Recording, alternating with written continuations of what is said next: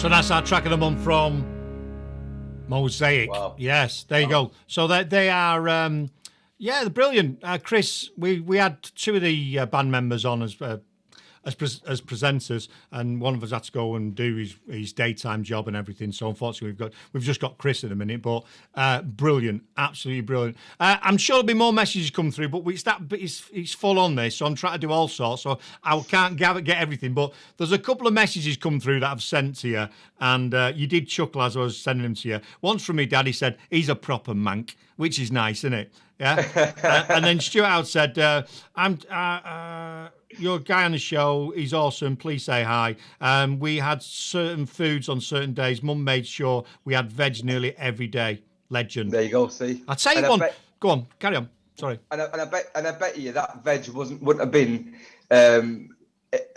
even in them days. Even the tinned veg tasted nice. Yeah. Even the tinned veg that when you couldn't afford. I remember Mary, an Irish lady. She never used to have all the fresh stuff from the shop. She'd get tins, and I could tell you this is gonna make you laugh, mate. Went round to her house one day because I was the most popular kid. Because my mum used to give out free 10p mixes. She didn't realise she was giving it out to the bullies as well. So the bully would give me a punch and then go, "Oh, thanks for the 10p mix as well." Like, "Oh, cheers, mate. Thanks for that." So used to get my head kicked in, and I was popular. But anyway, so we went to his house, right?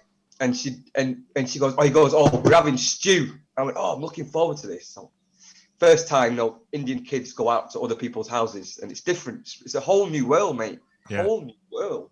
I imagine. And so we got there, and she goes, "It's 1001 stew." I was like, 1001 stew? Eating it away. So we finished up, and we, like as you do, you clear up the table and check. And I goes, "Mary, why is it called 1001 stew?" No, Mrs. O'Reilly. No, it wasn't Mary. Bloody hell, I'm talking about yeah, Mrs. O'Reilly. Bloody hell. Where did I get that from? Mrs. O'Reilly. Where that from? What's the name? Why is that? And she say, well, there was a 1001 chance that there's any bloody meat in it.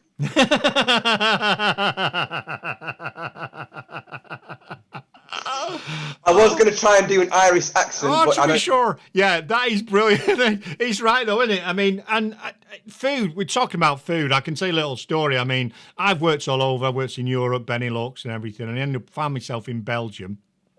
But food connects people as like music. Music and food, I think, are the two things that pull people together. If you feed someone some nice food or play some nice music, for whatever reason, there's a connection. And I was on this site in Belgium. I said, I've been away from home, working from home. I'm living here. Living hotel food's pretty crap, and it's the same shit. So this guy, Guido, little guy, he must have been about 4 foot. He used to have massive platforms on. He was tiny, the tiniest Italian guy you've ever seen. Guido, his name, and he was great. He come in one morning with this big pot, and I went, "What's that?" He said, "My mum's been up since 4 o'clock this morning, and she's made you her meatballs and bolognese.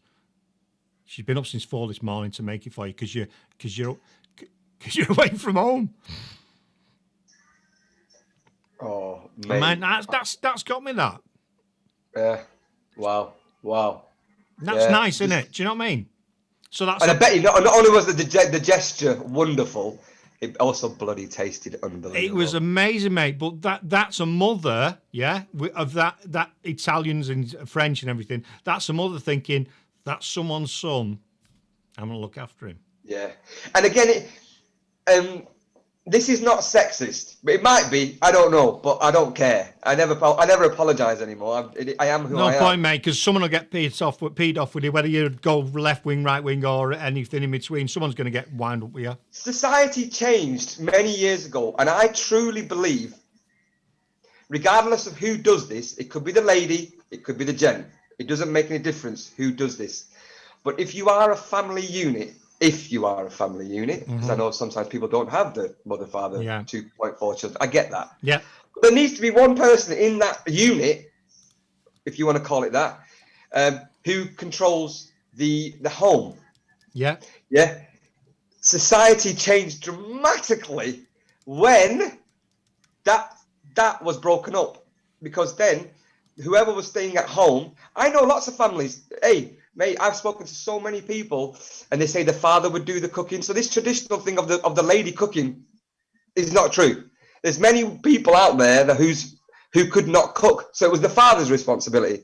But the one thing that happened was that one person stayed at home, did the housework, did the cleaning, looked after the bills, did this, did that, did whatever it may be. Yeah. And that unit worked. What then happened was ready meals started. Remember that TV dinners? Yeah. It was designed to sit in front of a TV while you sat on your ass and you're feeding crap. That's where it all started. Automatically, what we said earlier, the Queen, she eats the best and she's active. What did society do to us? They made us sit down, don't go anywhere, and shovel this stuff in our mouth whilst watching EastEnders, Coronation Street, Hollyoaks. The list is endless. Yeah. And this is the argument I had with my father. He had kicked off with me about a year ago, massive. Did that Indian thing. He threw his dummy out the pram and he says, I was going to do an Indian accent then, but I better not. He said, I've been eating all this Indian food all my life. And so's my father and so's my grandfather. Why are you coming here telling me what? I said, I'm not telling you what to do, said Dad. I'm telling you the difference. And then I said to him, Dad, I'm going to give you this one little small point.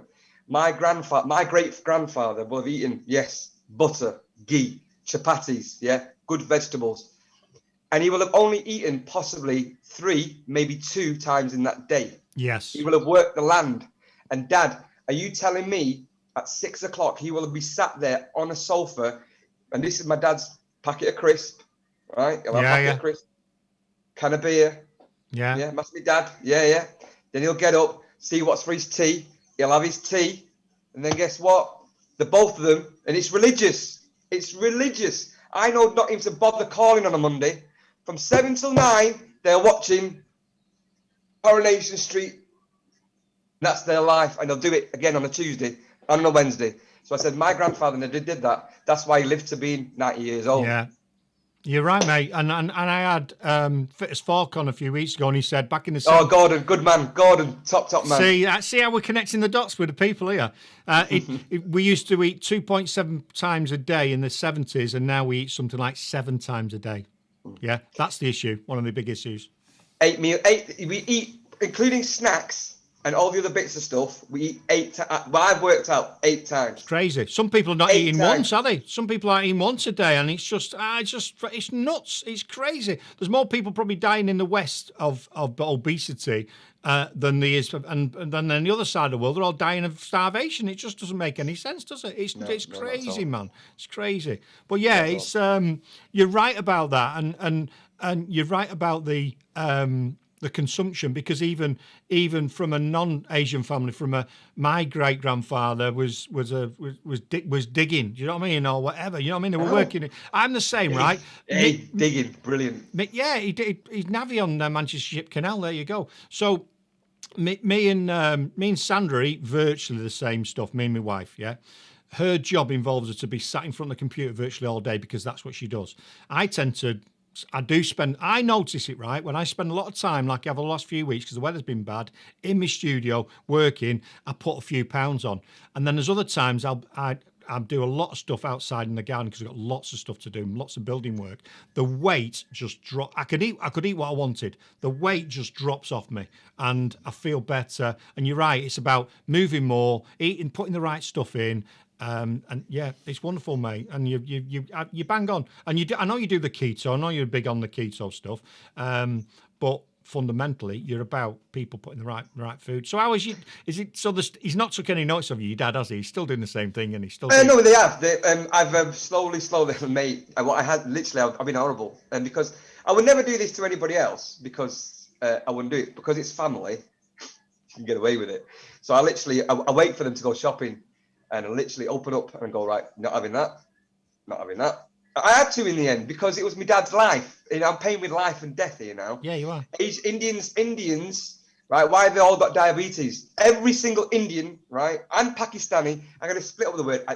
Kirk, I'm just going to let you know a little secret. I hate the word Asian. Do you know why? Because it encompasses too many people. Half of Russia, half of China.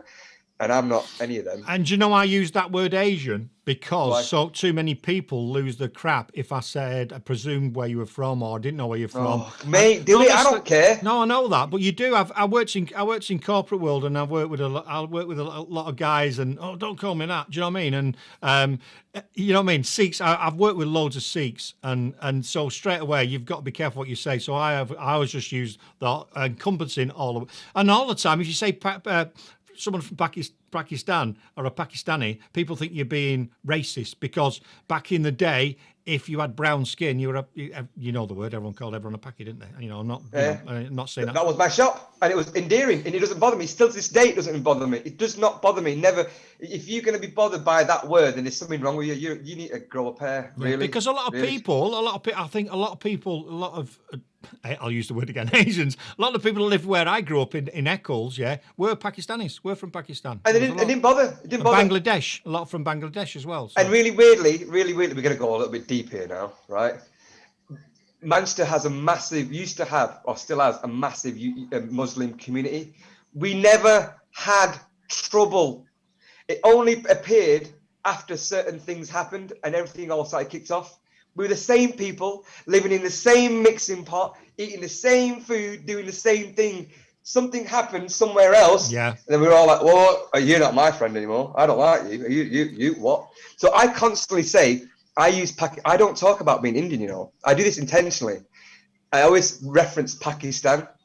Always Pakistan. And I'm not Pakistani. The only reason that I do this is because I grew up in Manchester amongst the Pakistani community. So I feel a real strong bond to Pakistan. Yeah. And India and Pakistan, they hate each other, mate. They are like, oh, mate.